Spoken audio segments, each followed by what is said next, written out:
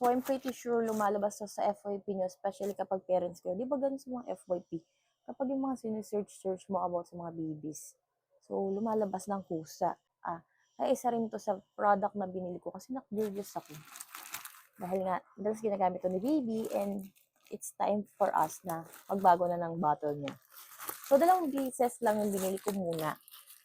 Para nang sa ganun makita ko yung quality. Dahil nga, sinasabi nila na maganda, like that. And okay siya pakuluan. So, may natanggap kaming regalo na pang-sterilize ng dede ng anak ko. Which is thank you so much sa nanay niya. Ay, nanay Heaven niya kasi niregalo yun.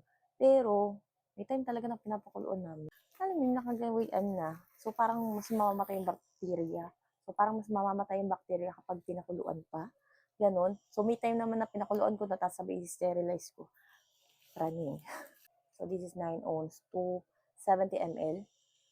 So, papakita ko sa inyo, isang color gray, isang color pink. Ang daming po-promote ng mga mommies na maganda daw yung bottle na to. Ayan, dahil made of quality plastic. So, hindi siya babasagin. Mukha lang siya babasagin, guys. Pero hindi. Okay naman dyan siya. Kasi yung anak ko. Ayan, kaya 2 ko lang din yung binili ko. Kasi yung anak ko, alam pag dumidiri siya, hanggang dito talaga, day.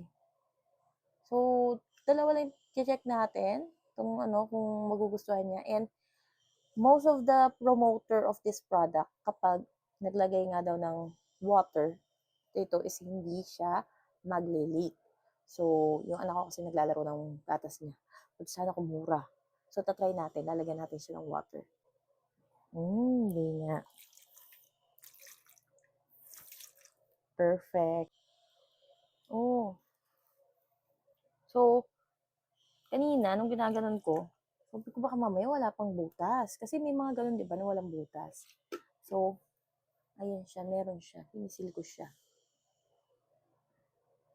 Ayun, di ba nakita nyo? So, meron siya. Ayan. So, kailangan siyang supsupin muna ng kids nyo bago siya tumulo. O, di ba, bongga? If you wanted this item, guys, you can visit my basket.